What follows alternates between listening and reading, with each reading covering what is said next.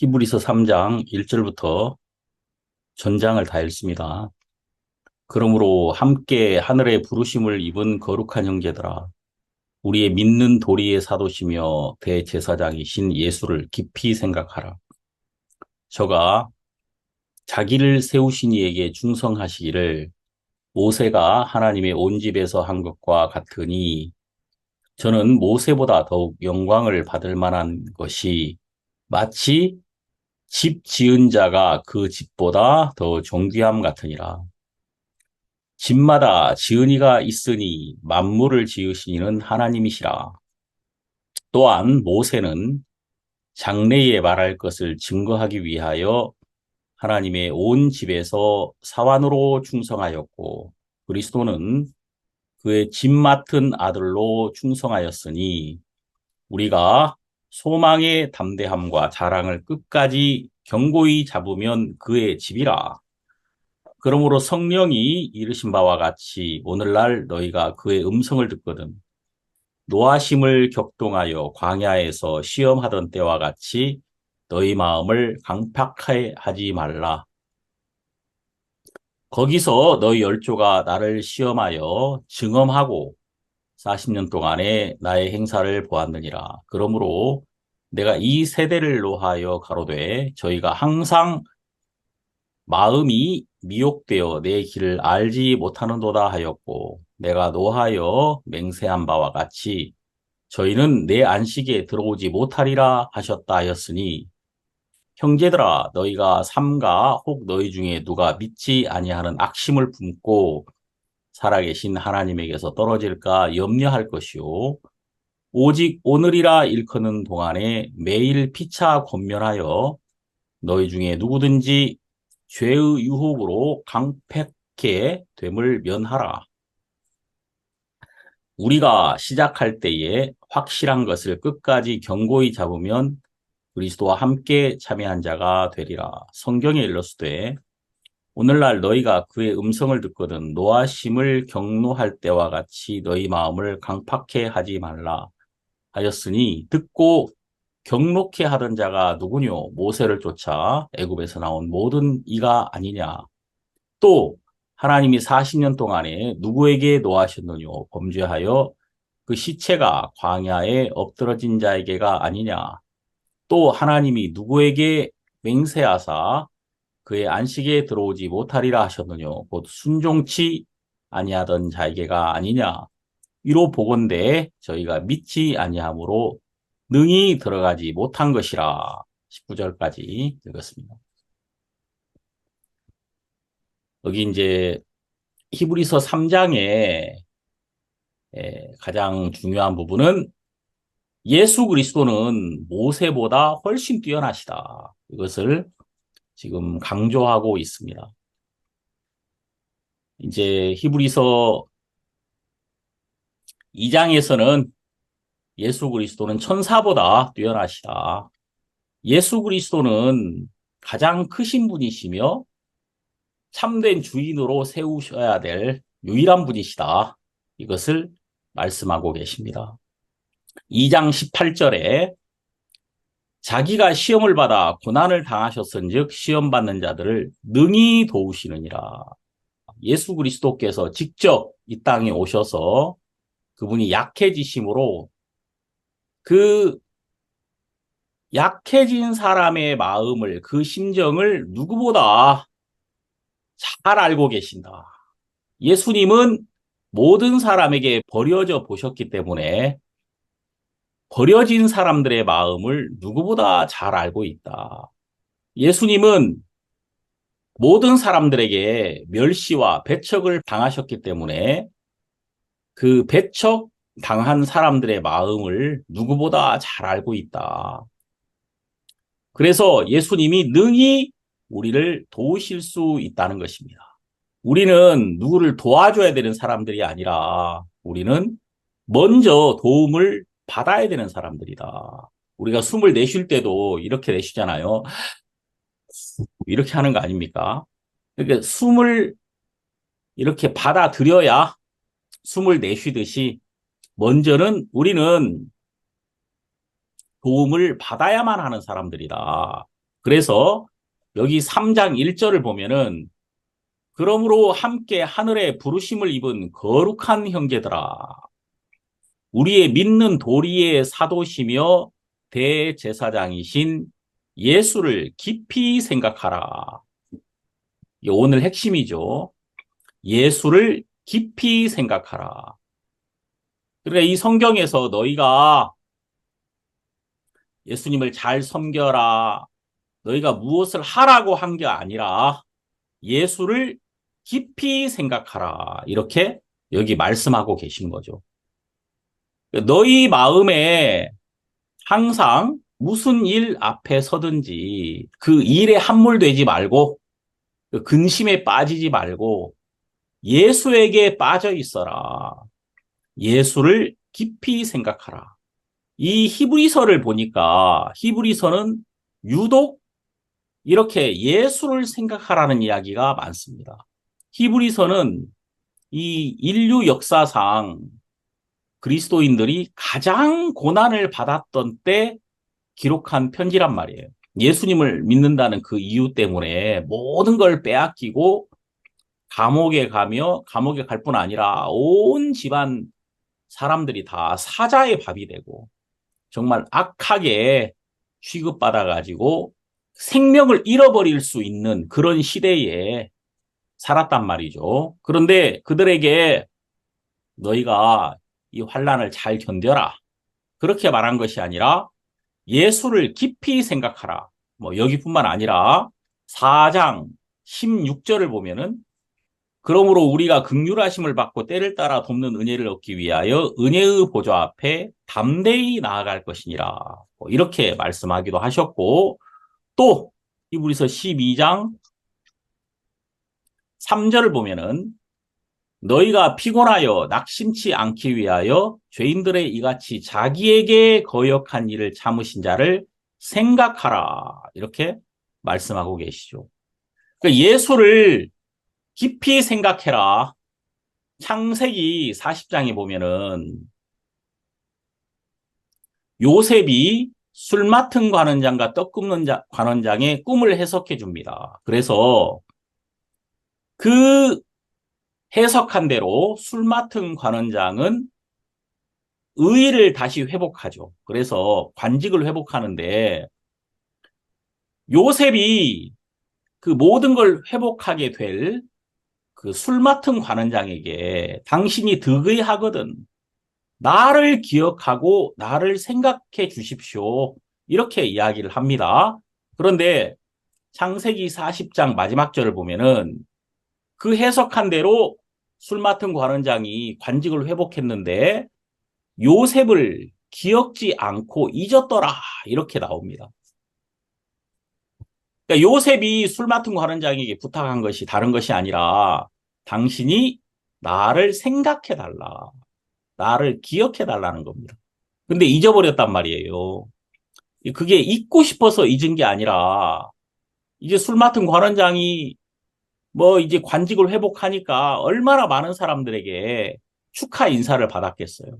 모든 것을 잃어버리고 생명을 잃어버릴 뻔했으니까 이제 다시 회복하니까 이것을 다시는 잃지 말아야지. 그래서 이제 그 삶에 매달리고 그가 그 일상에 빠졌을 거란 말입니다.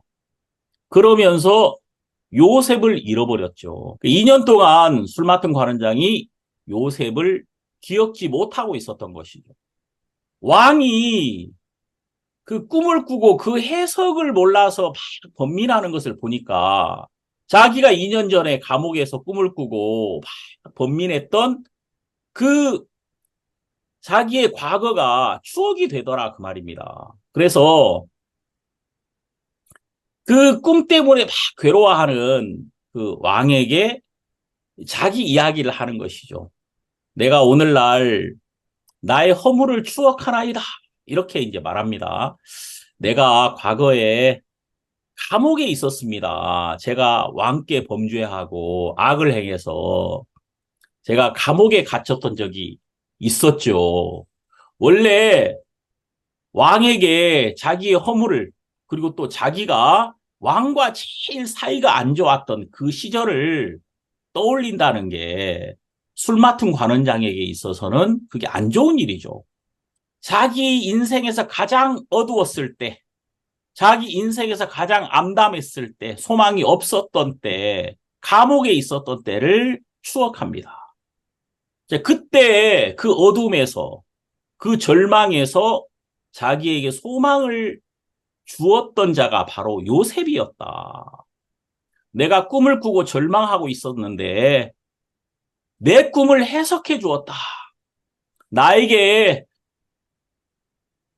그 혼돈에서, 그 절망에서, 그 어둠에서 빛으로 나에게 다가온, 또 내 마음에 희망을 준, 나에게 정말 갈등과 번민에서 그 모든 답을 알게 해준 사람이 바로 지금 감옥에 갇혀 있는 요셉이었다.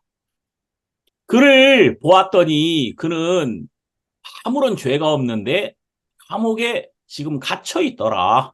자, 그런 이야기들을 쭉 하게 되죠.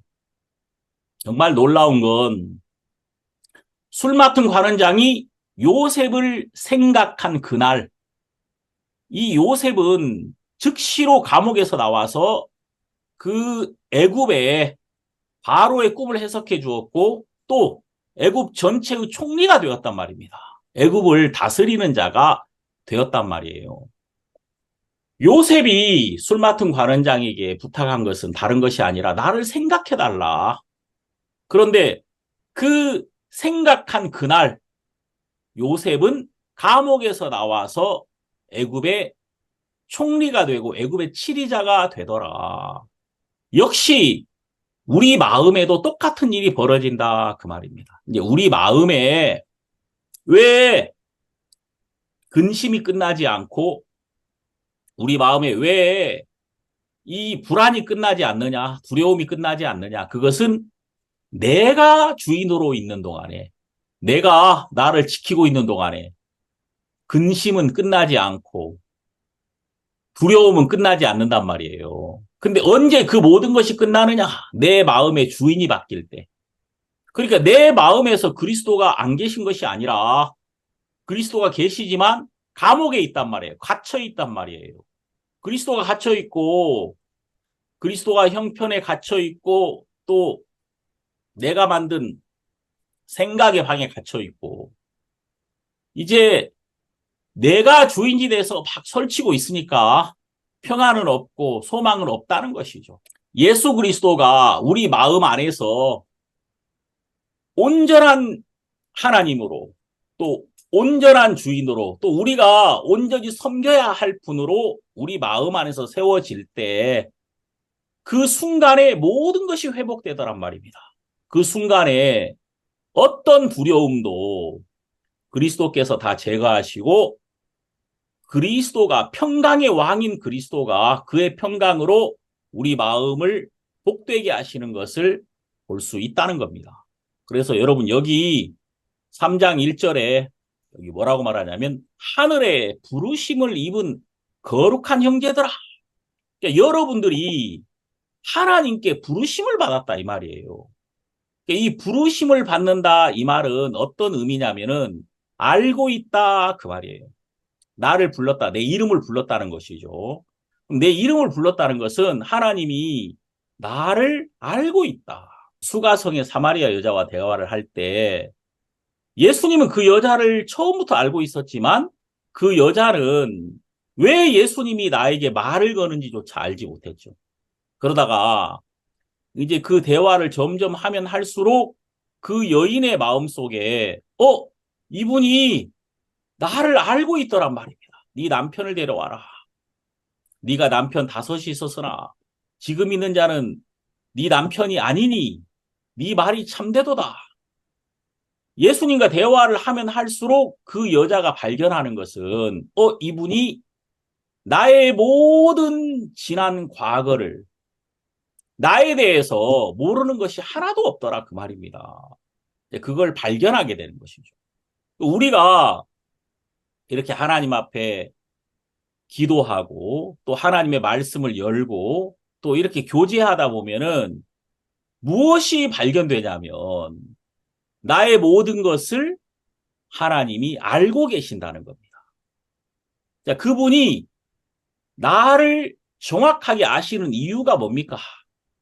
바로 나를 지으신 분이기 때문에, 나의 창조주시기 때문에 나에 대해서 모르는 것이 하나도 없다는 것이죠. 자, 그러면서 여기 2절 봅시다.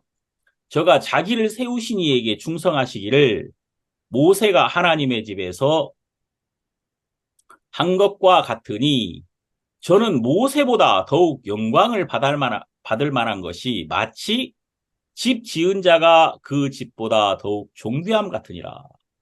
예수 그리스도는 우리에게 오신 그분은 바로 하나님이셨다. 이것을 느낄 수 있도록 하고 있는 거예요. 자, 그 다음에 4절. 집마다 지은 이가 있으니 만물을 지으신 이는 하나님이시라. 5절. 또한 모세는 장래에 말할 것을 증거하기 위하여 하나님의 온 집에서 사환으로 충성하였고, 모세는 하나님의 집에서 사환이었다. 다시 말해서 종이었다. 그 말입니다.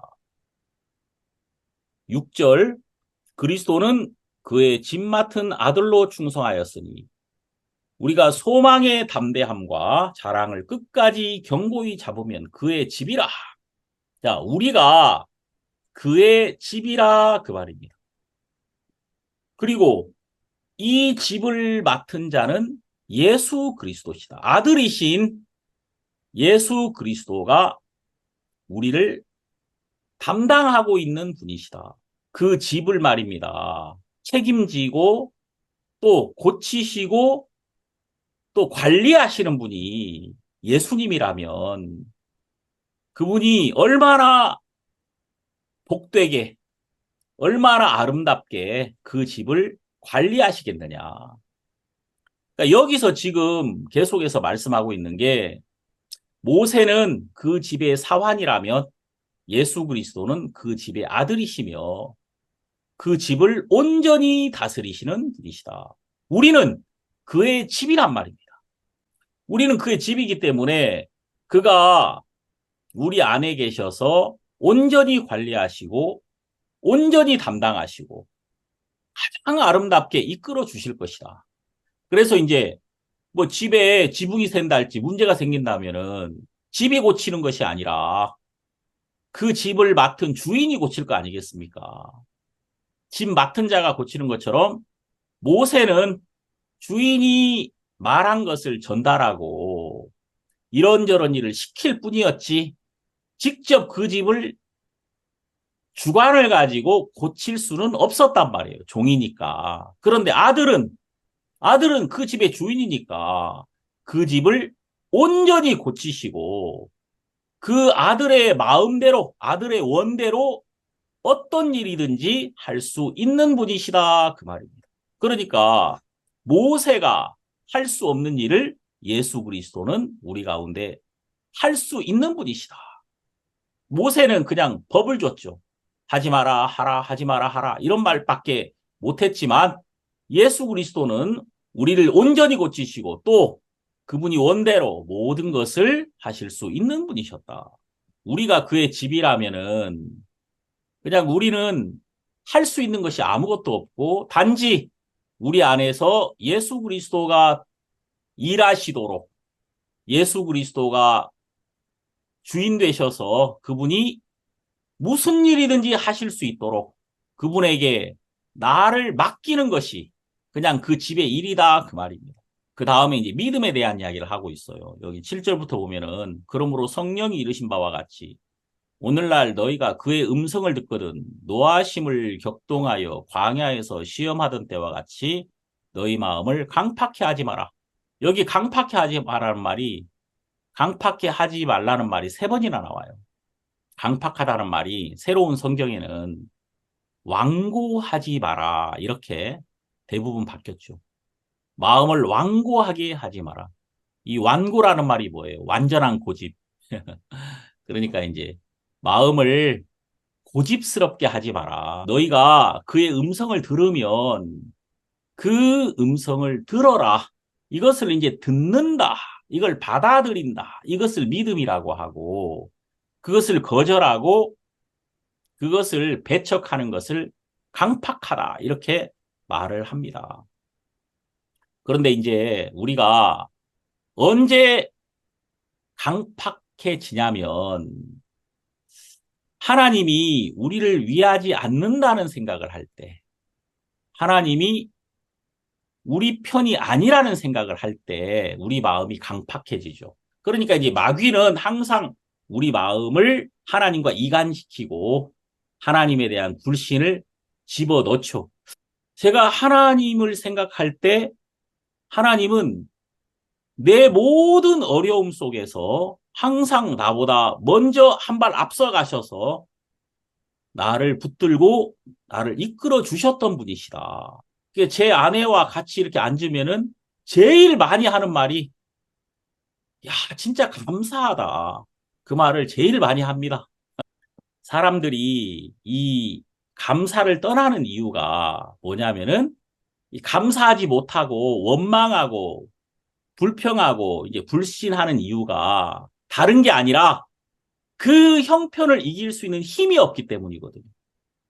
그 예수님이 와야 예수님이 내 마음에 떠올라야 빛이 와야 어둠을 이길 거 아닙니까? 근데 우리는 형편을 못 이겨요.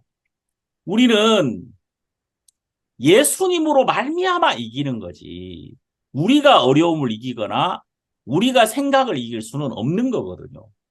그러니까 우리가 예수를 생각하지 않을 때, 그냥 우리가 예수님에게 이렇게 잡혀 있지 않을 때 급한 물살에 떠내려갈 수밖에 없는 것이죠. 내가 무슨 재주로 바람을 이기며 나를 막 쓸고 내려가는 저 급류를 우리가 어떻게 이길 수 있겠습니까?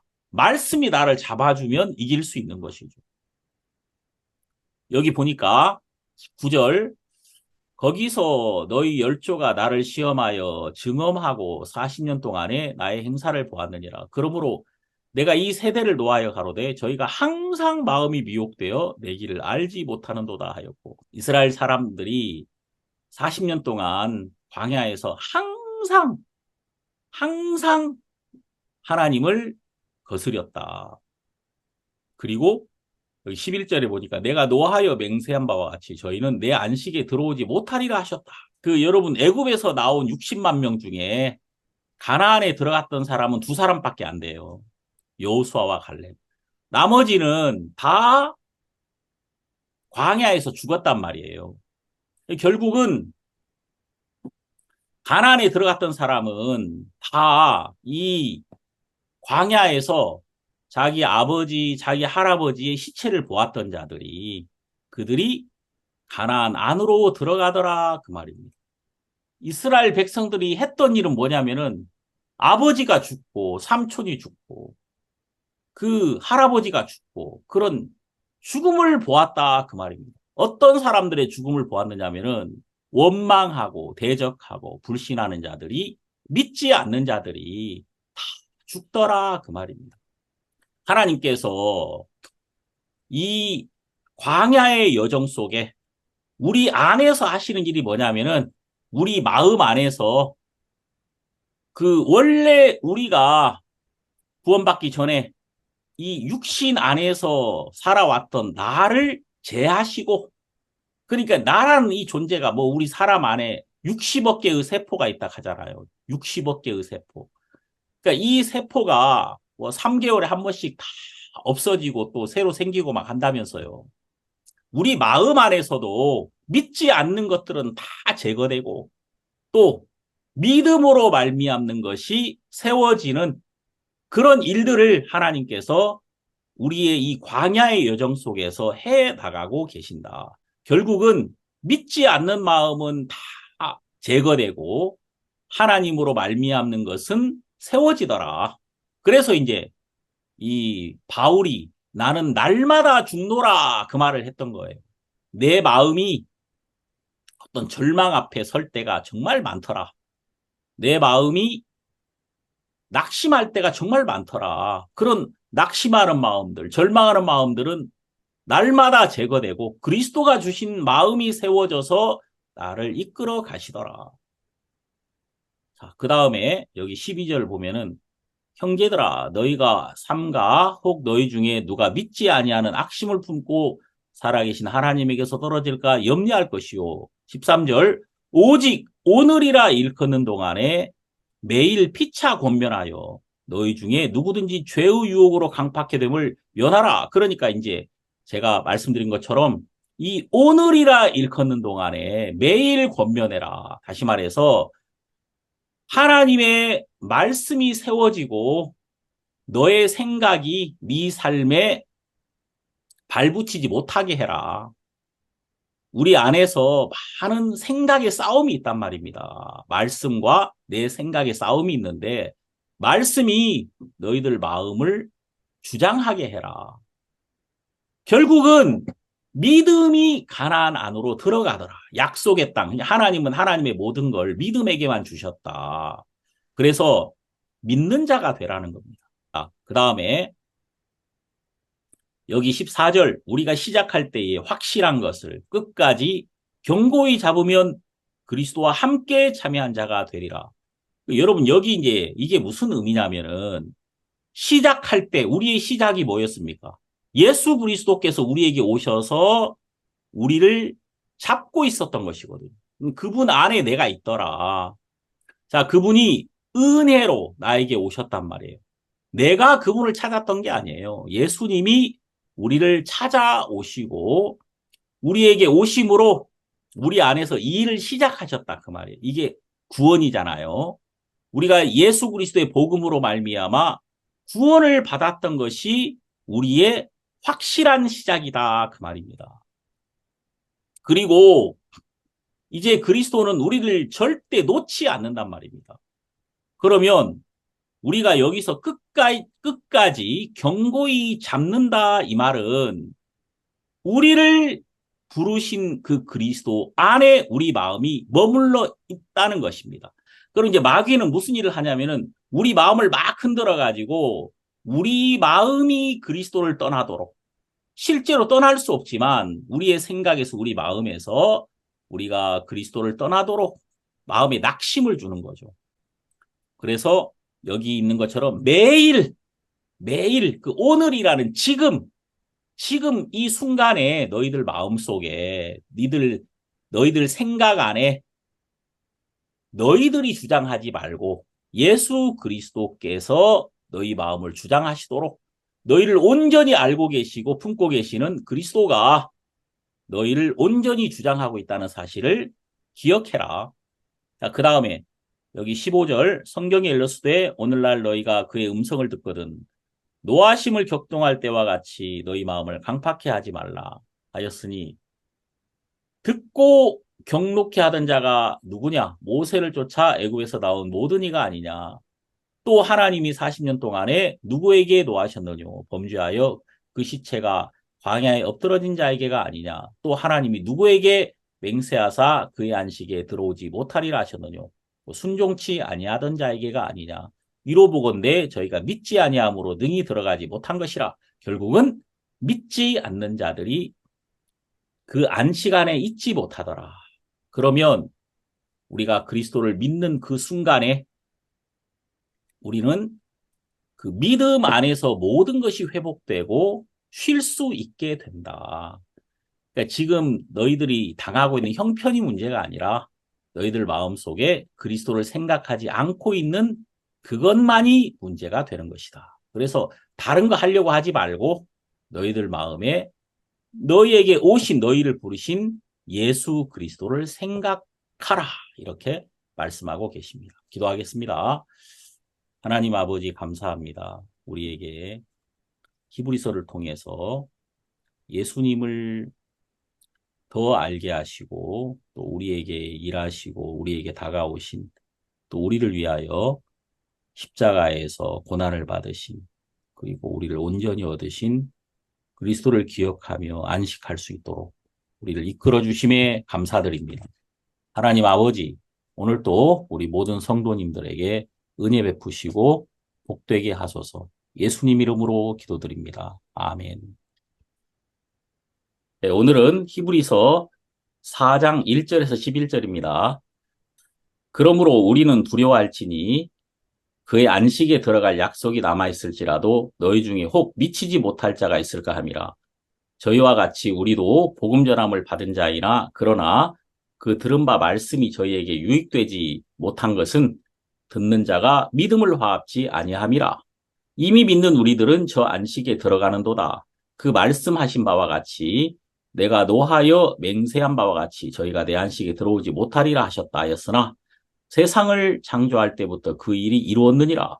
제7일에 관하여는 어디 이렇게 일렀으되 하나님은 제7일에 그의 모든 일을 쉬셨다 하였으며 또다시 거기 저희가 내 안식에 들어오지 못하리라 하였으니 그러면 거기 들어갈 자들이 남아있거니와 복음 전함을 먼저 받은 자들은 순종치 아니함을 인하여 들어가지 못하였으므로 오랜 후에 다윗의 글에 다시 어느 날을 정하여 오늘날이라고 미리 이같이 일렀으되 오늘날 너희가 그의 음성을 듣거든 너희 마음을 강팍해 말라 하였나니 만일 여호수아가 저희에게 안식을 주었다면 그 후에 다른 날을 말씀하지 아니하셨으리라.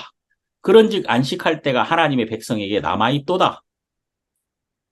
이미 그의 안식에 들어간 자는 하나님이 자기 일을 쉬심과 같이 자기 일을 쉬느니라.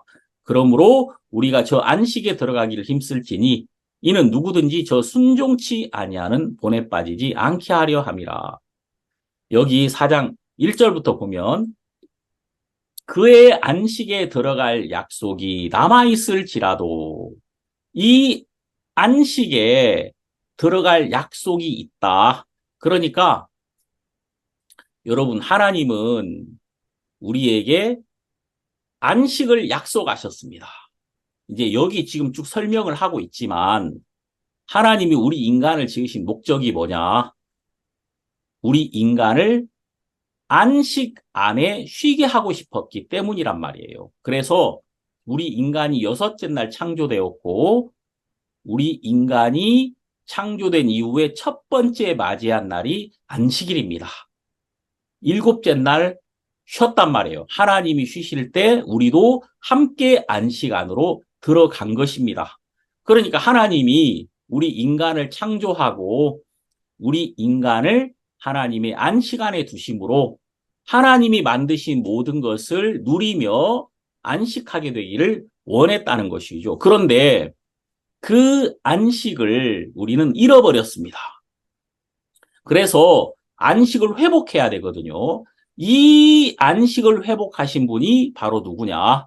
예수 그리스도시다. 그래서 마태복음 11장 28절에 보면은 수고하고 무거운 짐진 자들아 다 내게로 오라. 내가 너희를 쉬게 하리라. 이렇게 말씀하셨습니다. 그러니까 예수님은 안식을 회복하시기 위해서 이 땅에 오셨다는 거예요. 그래서 여기 4장 1절에 두려워해라. 왜냐하면 혹시 내가 그 안식에 들어가지 못할까 봐 정말 두려워해라. 너희들이 인간으로 태어나가지고 하나님에 의하여 지음을 받았는데 너희들이 안식 안으로 들어가지 못한다면 그거만큼 불행한 것이 없다.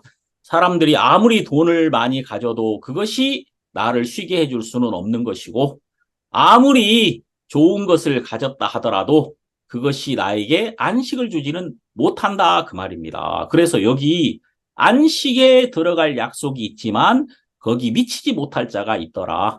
이 당시에 많은 그리스도인들이 막 어마어마한 핍박을 받으니까 다시 유대교로 돌아갔단 말이에요. 이제 그들이 유대교로 돌아간 것이 문제가 아니라 그들이 예수를 듣고 예수님을 믿는다고 말했지만은 진짜 마음에서 믿음으로 예수님과 화합한 적은 없는 사람들이 굉장히 많았다는 것입니다. 그래서 여기 2절에 있는 것처럼 저희와 같이 우리도 복음 전함을 받은 자이나 그러나 그 들은 바 말씀이 저희에게 유익되지 못한 것은 듣는 자가 믿음을 화합지 아니함이라. 그러니까 우리가 복음을 들었는데 이 복음이 나에게 진짜 유익한 것이고 나를 복되게 하는 것인데 어떤 사람들에게는 아이고 내가 구원받고 복음 듣고 나서 이렇게 어려워 이렇게 힘들어 차라리 구원받지 않았던 때가 더 좋았을지도 몰라 이렇게 말하는 사람도 있었단 말이에요. 이런 사람들의 문제가 뭐냐면은 그들이 복음은 들었지만 믿음에 화합한 적은 없더라. 한 번도 그 마음이 믿음 안으로 들어와 본 적은 없기 때문에 안식을 얻지 못했던 것입니다. 이게 너무 안타깝다. 그래서 이제 여기 여러분 3절 이미 믿는 우리들은 저 안식에 들어가는도다. 그러니까 믿음으로 말미암은 자들은 그 안식, 하나님이 주시는 안식, 예수 그리스도로 말미암아 가지는 안식을 누릴 수 있다 그 말이에요. 이게 놀라운 게 창세기 2장 1절에 천지와 만물이 다 이루니라. 다 이루었다는 말이 나와요. 그리고 하나님이 쉬셨단 말입니다. 안식일이 시작된 거예요. 그런데 아담이 범죄함으로 그 안식이 깨어졌습니다. 그래서 우리 인간이 다시 수고와 슬픔 속에 들어가 버렸어요. 그런데 그 안식을 회복하신 분이 예수님이시다. 마태복음 11장 28절. 수고하고 무거운 짐진 자들아 다 내게로 오라. 내가 너희를 쉬게 하리라. 예수님이 이 땅에 오신 목적은 안식을 회복하기 위해서 오신 것이다. 그래서 십자가에서 예수님이 못 박히실 때 요한복음 19장 30절에 다 이루었다. 창세기 2장 1절이 또 한 번 나오는 거예요. 예수 그리스도가 이제 잃어버린 안식을 다시 회복하는 이야기가 요한복음 19장 30절입니다. 다 이루었다. 이제 예수님이 십자가에서 이루신 공로로 인하여 우리는 다시 안식할 수 있게 된 겁니다. 이제 다 이루었으니까 우리는 그 안에서 쉬기만 하면 돼요. 예수 그리스도의 십자가에서 흘리신 그 보혈이 우리에게 새 언약이 되어서 그 새 언약 안에서 안식 안에서 우리는 쉴 수 있게 되었다 그 말입니다. 그런데 이제 여기 보니까 내가 노하여 맹세한 바와 같이 저희가 내 안식에 들어오지 못하리라 하셨다 하였으나 세상을 창조할 때부터 그 일이 이루었느니라.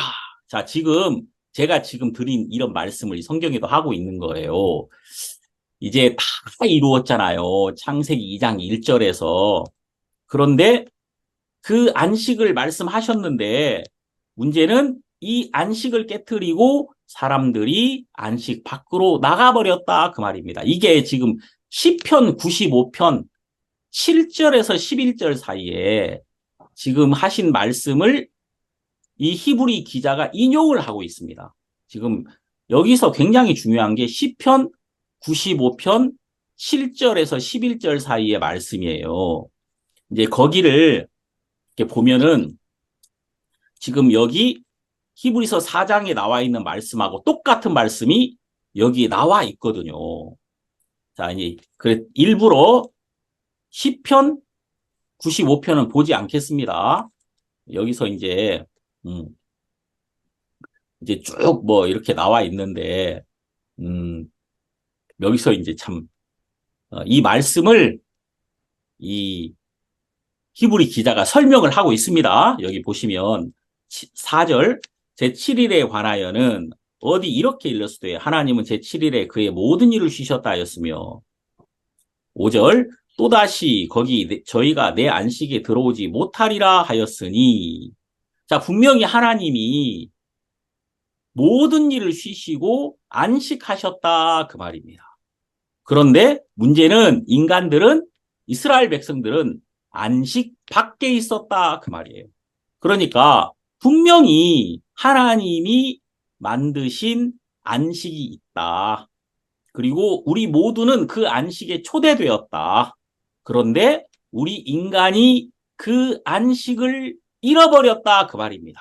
그걸 지금 설명하고 있는 거예요. 자, 그 다음에 여기 6절 그러면 거기 들어갈 자들이 남아있거니와 복음 전함을 먼저 받은 자들은 순종치 아니함을 인하여 들어가지 못하였으므로 자 여기 여러분 복음 전함을 먼저 받은 자들 자 이런 사람들은 누구냐면은 이제 유대인들 많은 유대인들이 이 하나님의 약속을 받았지만 그들이 순종치 아니했기 때문에 들어가지 못했다.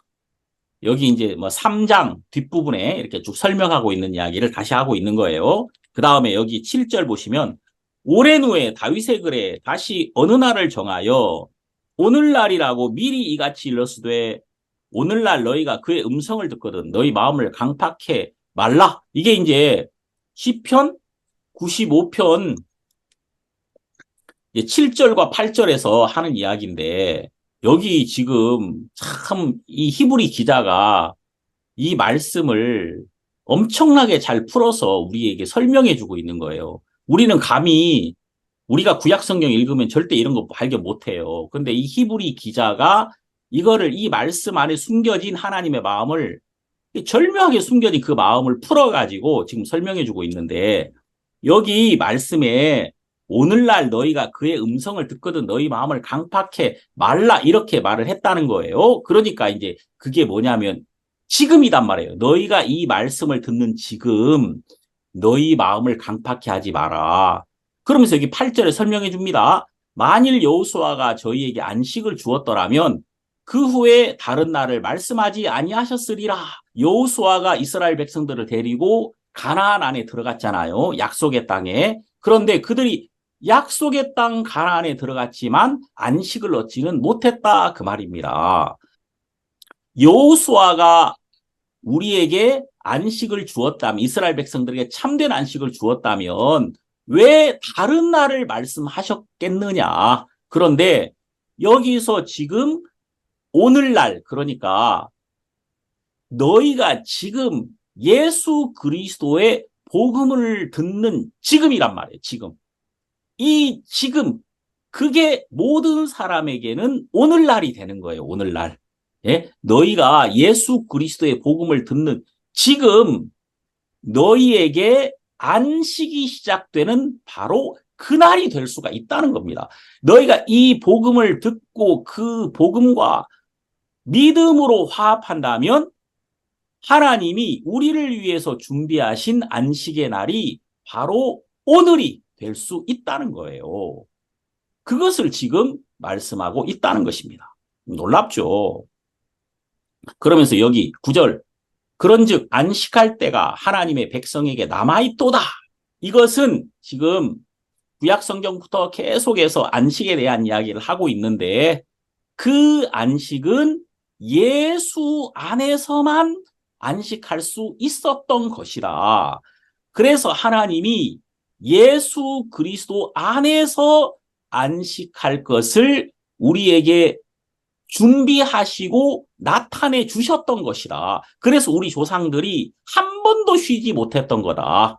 왜냐하면 예수님이 오시지 않았기 때문에 예수님을 만난 적이 없었기 때문에 우리 조상들은 한 번도 안식 안에서 쉴 수 없었던 것이다. 그 이야기 하고 있는 거죠. 자, 그 다음에 여기 10절 이미 그의 안식에 들어간 자는 하나님이 자기 일을 쉬심과 같이 자기 일을 쉬느니라. 자, 여러분 여기 이미 그의 안식에 들어간 자 이분이 바로 누구냐면 예수 그리스도입니다. 예수 그리스도는 이미 그의 안식에 들어간 자입니다.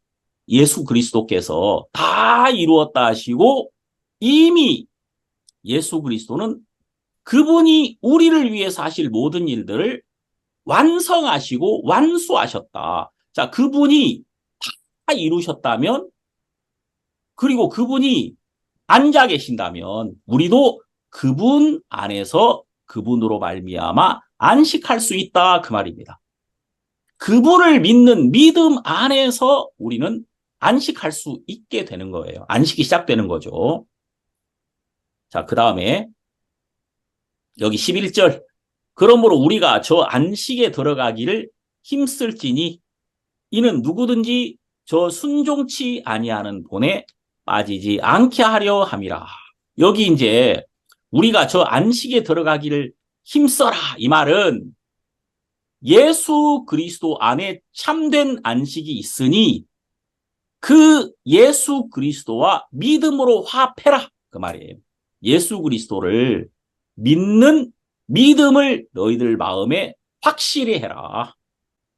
그래서 그 믿음이 너희 안에서 예수 그리스도가 너희를 위하여 준비하신 모든 안식을 누릴 수 있게 할 것이다. 그래서 많은 유대인들이 순종치 아니함으로, 말씀을 믿지 아니함으로, 그 말씀과 믿음으로 화합지 아니함으로 안식 안에 들어가지 못하더라. 그래서 너희는 그렇게 되지 말아라. 이렇게 말씀하고 계시는 겁니다. 우리는 이 히브리서 4장에 있는 이 말씀 안에서 정말 그렇구나. 예수 그리스도가 참된 안식일이시고 안식일의 주인이시구나. 그리고 우리가 이 예수 그리스도로 말미암아 안식 안에 들어왔구나. 이런 사실을 발견하게 됩니다. 예수님이 십자가에서 다 이루었다고 하실 때 이제 우리는 예수 그리스도가 이루신 그의 공로로 말미암아 그 안에서 안식할 수 있게 되었다는 것입니다. 누가복음 22장 20절에서 예수님은 내 피로 세운 새 언약이라고 말씀하고 계시고, 바울은 고린도전서 11장에서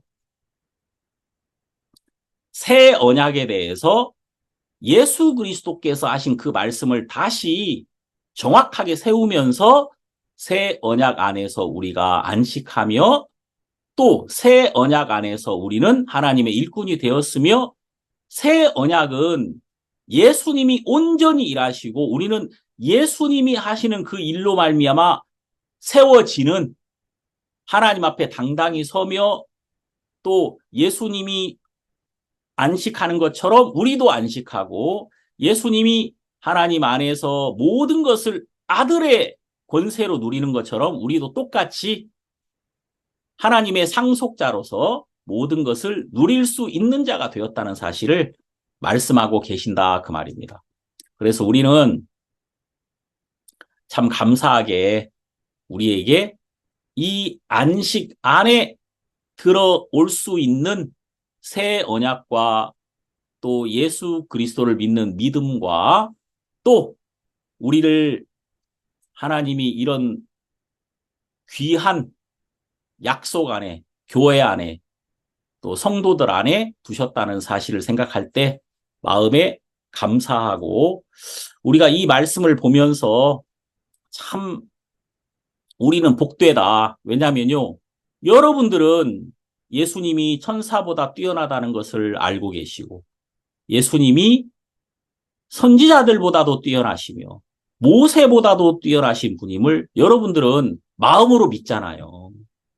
그리고 우리는 예수 그리스도로 말미암아 안식 안에 들어와서 자기의 일을 쉬고 하나님께 감사할 수 있는 이런 귀한 은혜 안에 우리가 머물러 있다는 사실이 다시 한번 감사하고, 정말 이런 귀한 복음을 우리 주변에 있는 많은 사람들에게 전해야 되겠구나 하는 그런 주님이 주시는 열심이 우리 안에 생기더라, 그 말입니다. 이것이 하나님 앞에 감사한 일입니다. 기도하겠습니다. 하나님 아버지 고맙습니다. 우리에게 이 안식을 주심에 감사드리고, 정말 많은 분들이 믿음과 화합지 못함으로 안식 안에 들어오지 못했는데, 우리가 하나님의 큰 은혜를 입어서 예수 그리스도를 믿으며 예수님이 주신 안식 안에서 쉴 수 있음에 감사합니다. 이제 우리가 이 복음으로 말미암아 우리 주변에 이 안식을 잃어버린 많은 분들이, 수고하고 무거운 짐진 자들이 그리스도 안에서 쉼을 가질 수 있도록 우리가 이 복음을 전할 수 있게 우리에게 은혜를 베푸소서. 우리 주님께 감사드리며 예수님 이름으로 기도드립니다. 아멘. 네, 오늘은 히브리서 제4장 12절에서 16절까지 읽겠습니다. 히브리서 4장 12절.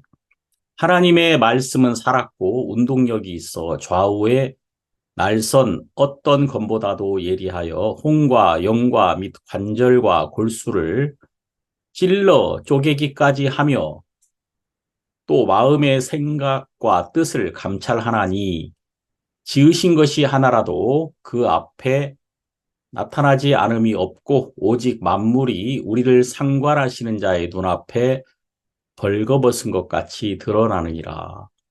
그러므로 우리에게 큰 대제사장이 있으니 승천하신 자 곧 하나님 아들 예수시라. 우리가 믿는 도리를 굳게 잡을지어다.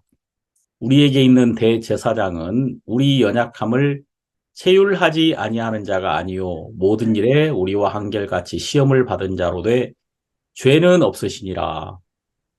그러므로 우리가 긍휼하심을 받고 때를 따라 돕는 은혜를 얻기 위하여 은혜의 보좌 앞에 담대히 나아갈 것이니라. 16절까지 읽었습니다.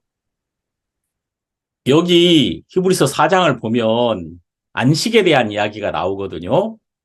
근데 지금 쭉 안식에 대한 이야기가 나오다가 12절에 갑자기 하나님의 말씀에 대한 이야기가 바로 이어지고 있습니다.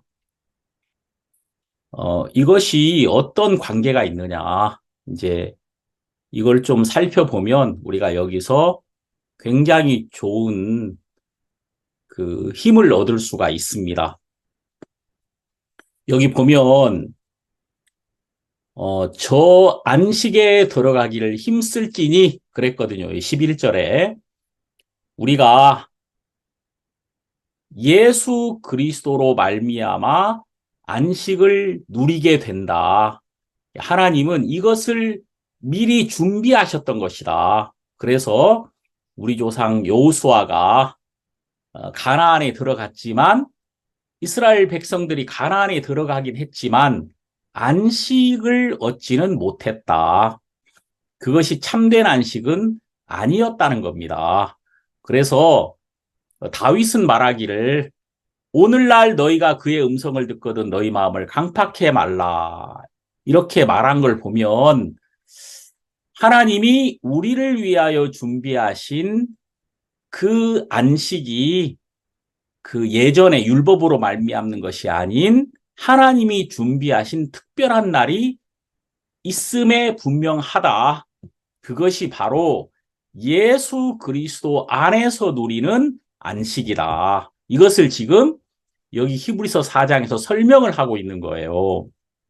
그러니까 이제 이 오늘날은 바로 언제냐면은 모든 분들, 여러분들이 예수 그리스도의 복음을 듣는 날이란 말이에요. 예수 그리스도의 말씀을 듣고 그 복음을 듣고 그 복음과 여러분의 마음이 하나가 되어서 믿음으로 화합한 그날이 바로 하나님이 우리에게 주시는 참된 안식으로 들어가는 진정한 의미 있는 날이다.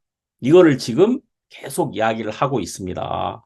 그래서 우리는 그 안식에 들어가기를 힘써야 한다. 이 안식에 들어가기를 힘써야 한다는 것은 우리 인생에 있어서 가장 중요한 것은 바로 예수 그리스도 안에서 안식을 얻는 것이다. 우리가 예수 그리스도로만 안식을 얻는다는 이 사실을 우리가 여기서 발견할 수가 있는 거예요. 그러면 이제 우리를 그 하나님 안에 들어가서 그 예수 그리스도 안에서 안식을 누리게 하는 것이 무엇이냐면 바로 하나님의 말씀이라는 것입니다. 우리를 하나님의 말씀이 그 안식 안으로 넣어준다 그 말입니다. 그래서 이제 여기 히브리서 4장 12절에는 하나님의 말씀이 등장을 합니다. 12절 보겠습니다. 하나님의 말씀은 살았고 운동력이 있어 좌우의 날선 어떤 검보다도 예리하여 혼과 영과 및 관절과 골수를 찔러 쪼개기까지 하며 또 마음의 생각과 뜻을 감찰하나니 여기 말씀은 먼저 살아 있습니다. 살아 있기 때문에 운동력이 있단 말이에요. 말씀이 일을 한다 그 말이에요. 또 좌우의 날선 어떤 검보다도 예리하여 이게 좌우에 날이 서 있다. 그러니까 이쪽에 부딪혀도 잘라지고 아래쪽에 부딪혀도 잘라진다 그 말입니다. 좌우에 날이 서 있다. 보통 부엌칼 같은 거는 한쪽에만 날이 서 있잖아요. 위쪽에는 날이 서 있지 않죠.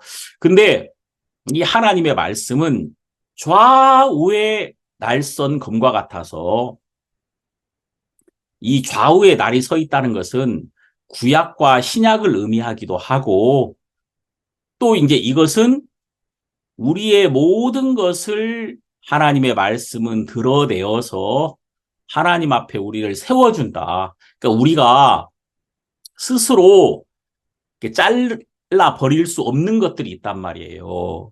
예를 들어서 우리에게 이 죄악된 마음, 악한 죄를 우리가 스스로 벗어버릴 수가 없다는 겁니다. 그리고 두려움, 이것을 우리가 우리 마음에서 어떻게 벗겨낼 수가 있겠습니까? 그리고 우리 마음속에 막 올라오는 여러 가지 의심들, 이런 것들을 스스로 벗어버릴 수는 없다는 거예요. 그럼 하나님의 말씀이 우리에게 와서 이 말씀의 칼날이 죄를 잘라버리고 두려움을 잘라버리고 또 우리 마음속에 올라오는 여러 가지 정욕들, 의심들을 말씀이 잘라준다는 겁니다. 그래서 이제 여기에 그 많은 그리스도인들 가운데 이 복음을 듣긴 들었지만 이 형편 앞에서 너무 두렵고 그래서 이 피하고 싶고 막 다시 유대교로 돌아가고 싶은 그런 사람들도 있었단 말이에요. 그런 사람들이 그냥 그 마음을 감추고 믿는 척 하지 말고 그 마음을 드러내라 그 말이에요. 결국은 다 드러날 거다. 너희가 믿음이 없는 마음들, 의심하는 마음들은 절대 하나님 안으로 들어갈 수는 없고 평안 안으로 들어갈 수는 없고 안식 안으로 들어갈 수는 없단 말이에요. 이게 다 드러날 거니까 너희들이 이 말씀 앞에 너희들 자신을 그냥 깨끗하게 내가 안 믿어지면 안 믿어지는 대로 두려우면 두려운 대로 그 마음을 드러내라.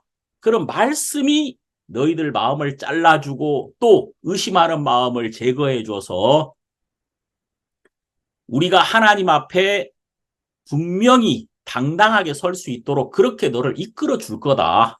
이런 사실을 우리가 여기서 알 수가 있는 것이죠. 자, 그리고 여기 13절에 보면은 지으신 것이 하나라도 그 앞에 나타나지 않음이 없고 오직 만물이 우리를 상관하시는 자의 눈앞에 벌거벗은 것 같이 드러나느니라. 우리가 벗겨진 모습으로 하나님 앞에 딱 우리를 세워준단 말이에요. 이게 벗겨진 모습이라는 게 뭐예요? 우리는 은혜를 입을 수밖에 없는 그런 인간들이다. 우리가 무엇을 가지고 있다 하더라도 우리가 갖춘 것들은 우리를 가리워주지 못하고 우리를 배부르게 못하는 것이다. 우리가 오직 하나님의 은혜를 입음으로 하나님께서 준비하신 예수 그리스도로 옷 입고 하나님 앞에 가는 것이다. 그래서 이제 예수 그리스도로 옷 입게 하기 위해서 하나님 하시는 일이 뭐예요? 우리를 벗기는 일을 하거든요.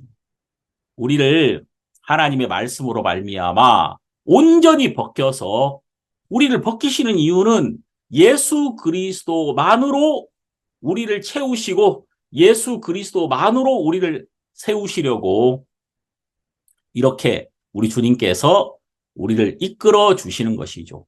그러니까 하나님의 말씀 앞에서 우리가 드러나고 우리가 정말 벌거벗은 것처럼 나타나는 것이 이것이 하나님 앞에서는 정말 복되고 아름다운 것이다.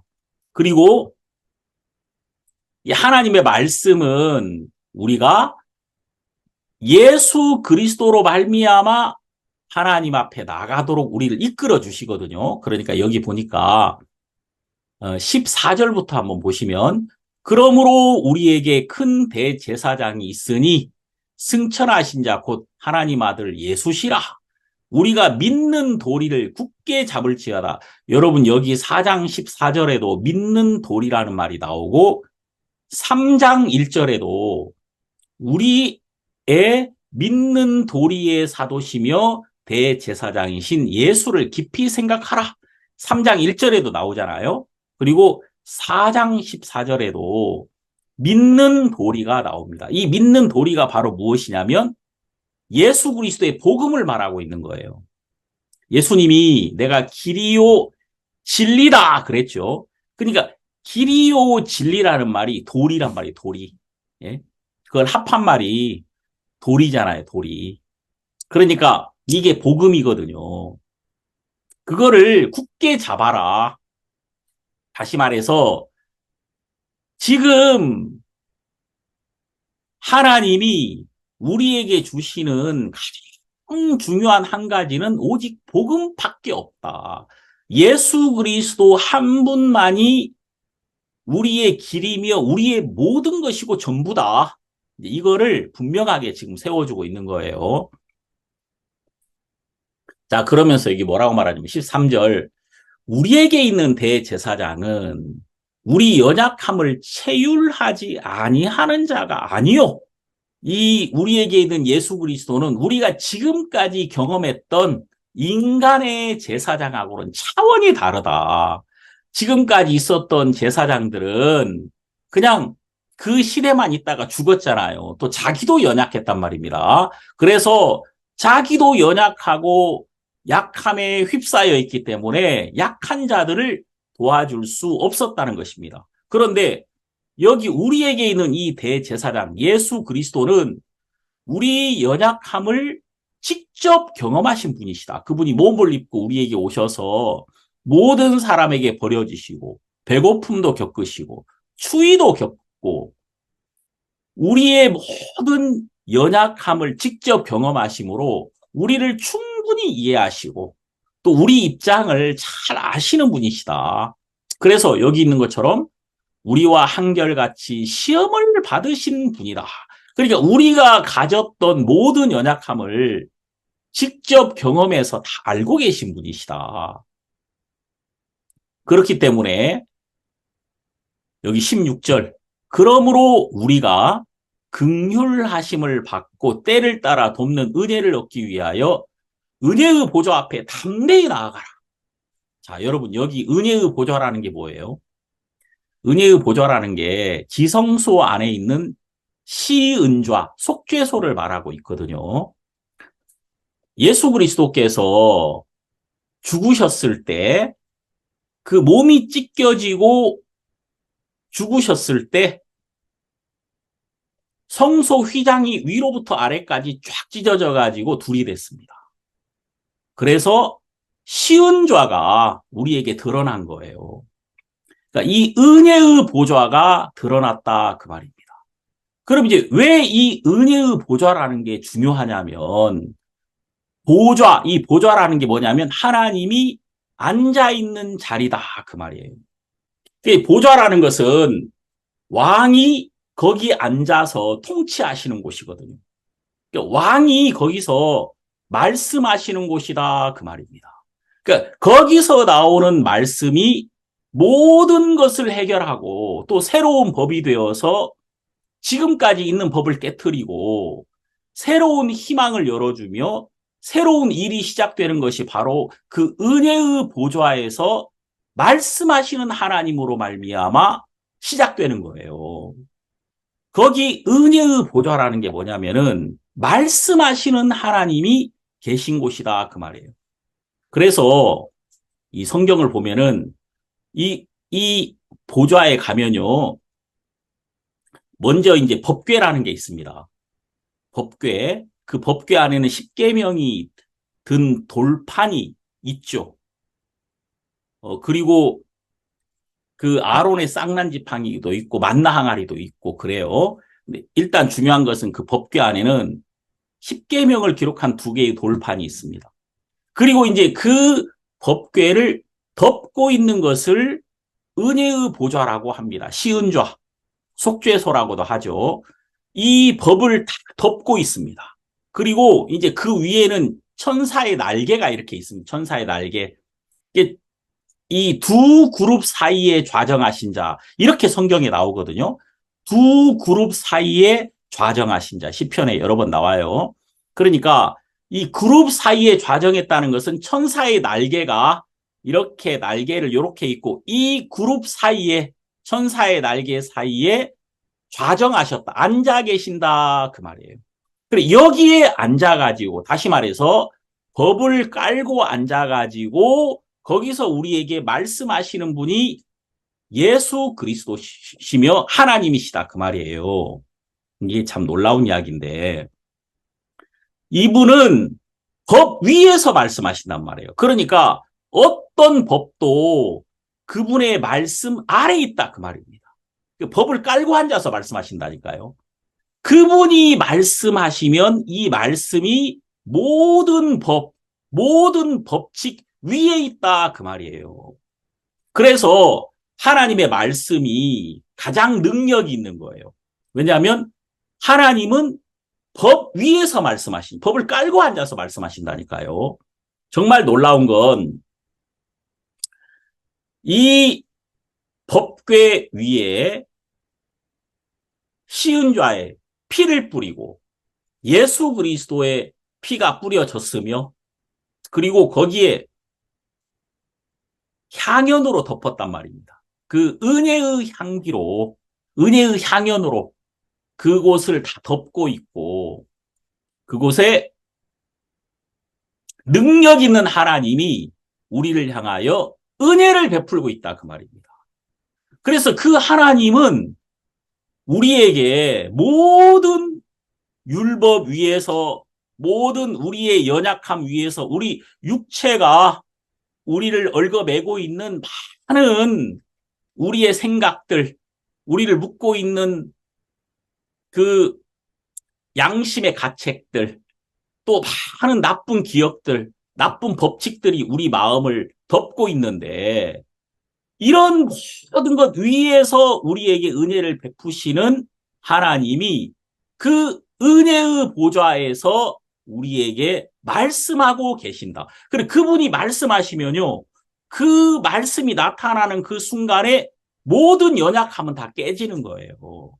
내가 지금까지 가지고 있었던 나의 모든 연약함은 그 은혜의 말씀이 훨씬 더 강력하고 강함으로써 우리 연약함을 이기고 우리가 하나님 앞에서 자유를 누릴 수 있도록 우리를 이끌어 주시는 것이다. 그래서 여러분 여기 16절에 우리가 긍휼하심을 받고 때를 따라 돕는 은혜를 얻기 위하여 은혜의 보좌 앞에 담대히 나아갈 것이니라. 이렇게 말씀을 하시고 있습니다. 그러니까 이 은혜의 보좌를 우리 앞에 열어놓으신 분이 예수 그리스도시며 그의 십자가에서 흘리신 보혈이다. 그 말이에요. 이게 새 언약이거든요. 예수님 십자가에서 그 보배로운 피를 흘릴 때 그 성소의 휘장이 찢어졌고 우리가 이 은혜의 보좌에 담대히 나아갈 수 있는 길이 탁 열린 거예요. 길이. 새 언약의 문이 열렸단 말입니다. 이제 새 언약과 우리가 하나가 된 거죠. 우리가 새 언약 안에 들어가게 된 것이죠. 그래서 이제는 거기서 우리를 향해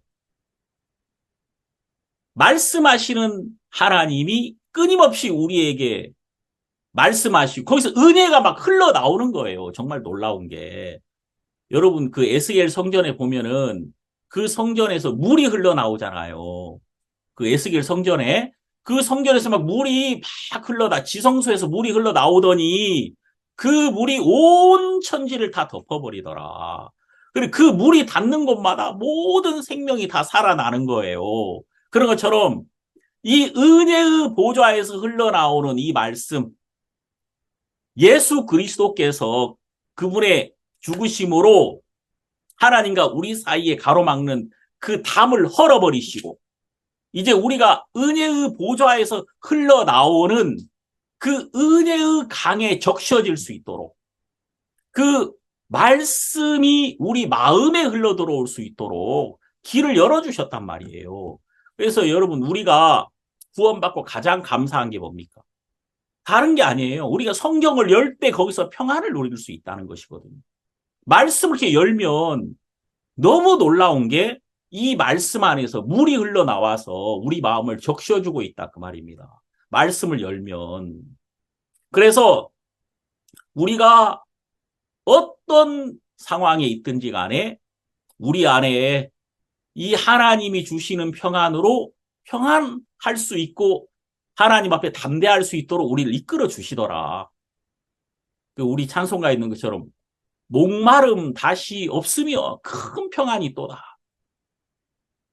하나님께서 우리에게 이런 놀라운 복을 허락하셨다 그 말입니다. 그래서 여기 지금 고난받는 많은 그리스도인들에게 갈등하고 있는 많은 사람들에게 이렇게 말을 하고 있는 거예요. 너희들이 핍박을 이기는 게 아니야. 너희들은 그냥 예수님 앞에 담대히 나가면 돼. 그러면 거기서 은혜가 흘러와서 너희 안에서 어려움을 이기고 핍박을 이기고 이 고난을 이길 수 있는 모든 힘을 주셔.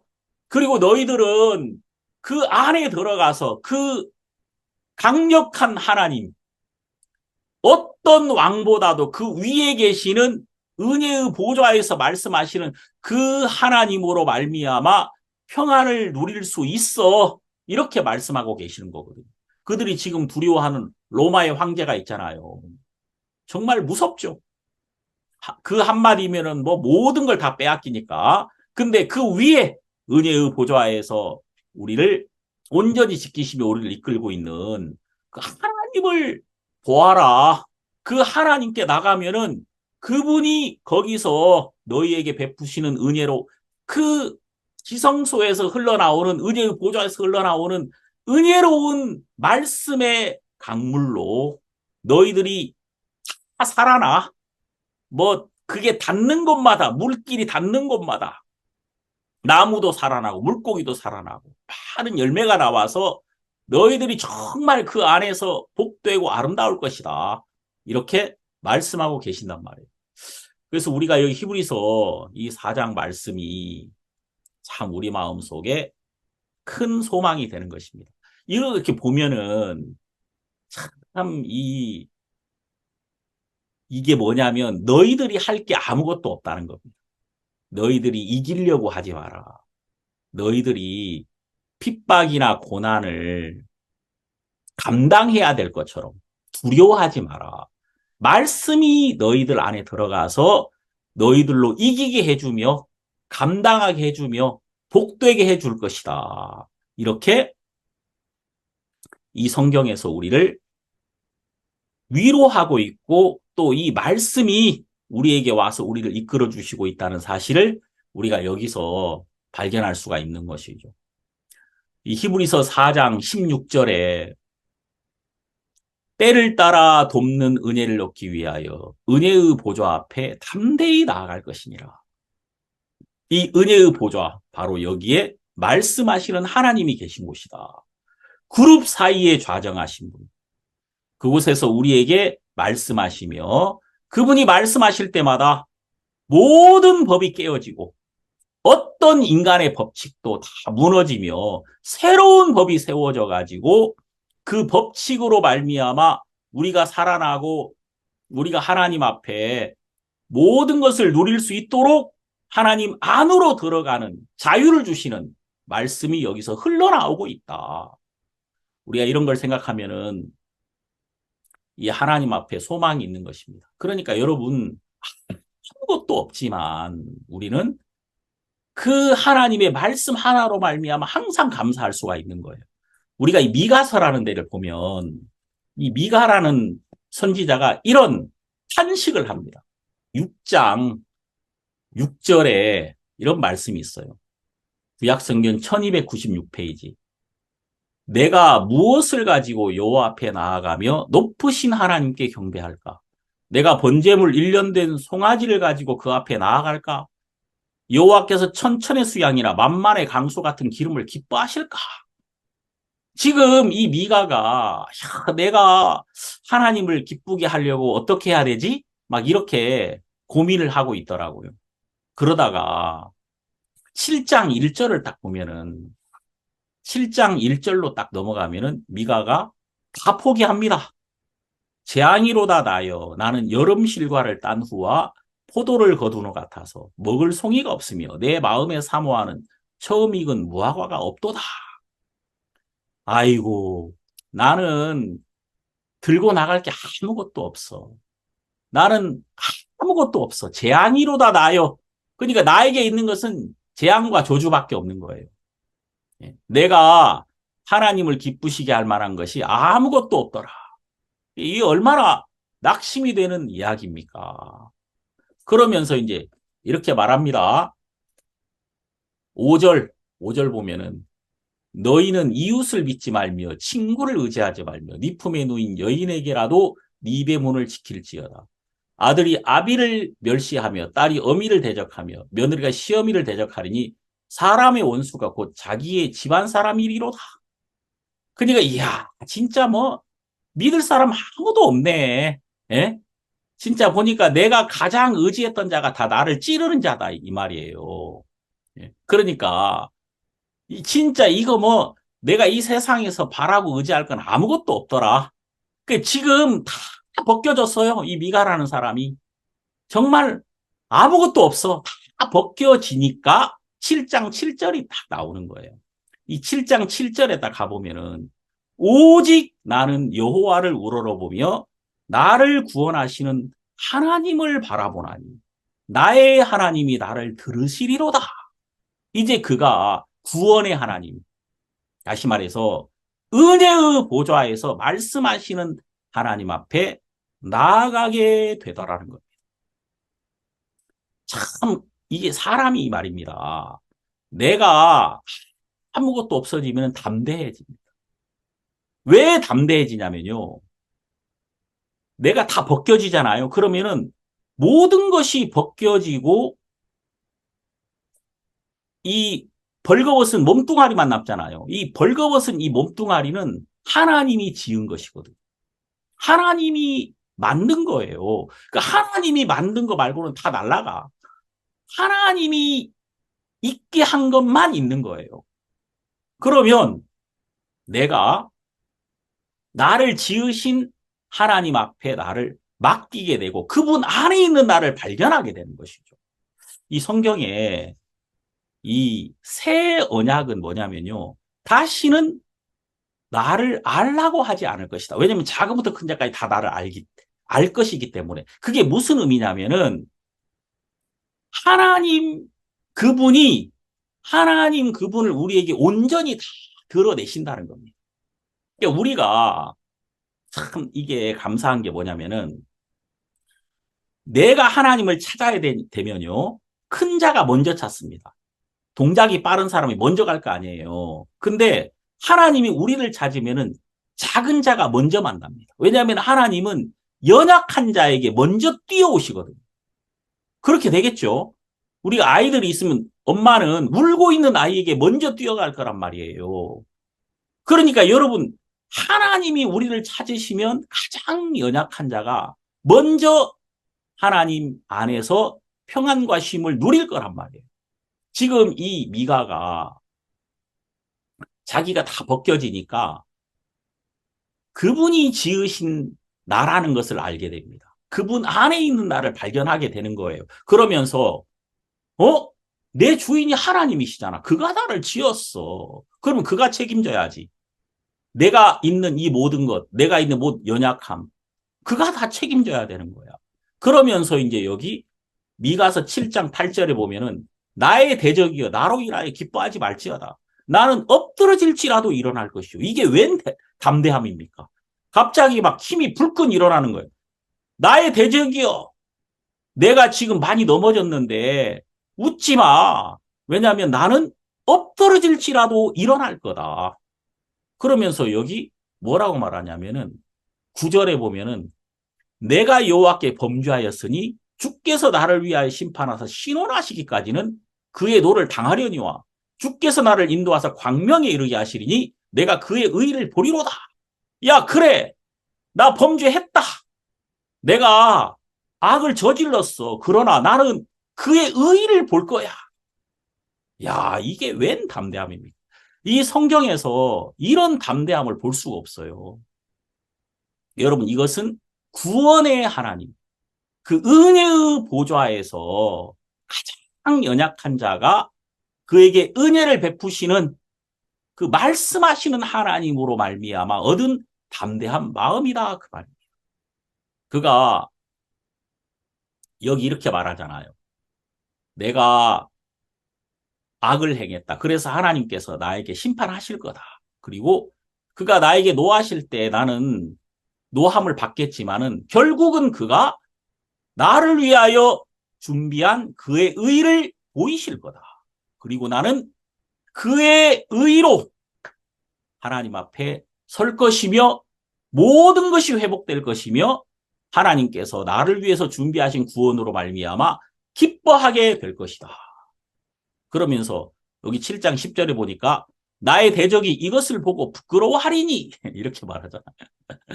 이게 참 얼마나 이게 희한한 거예요. 이게 진짜 여러분 예수 그리스도를 믿는 믿음의 마음이 도달하는 승리의 장소다 그 말입니다. 이게 정말 믿음을 가진 사람은 항상 이 안에서 기뻐합니다. 여러분들이 이 은혜의 보좌 안에서 오늘 또 소망과 평안을 가지는 여러분들이 되기를 바라겠습니다. 기도하겠습니다. 하나님 아버지 정말 고맙고 감사합니다.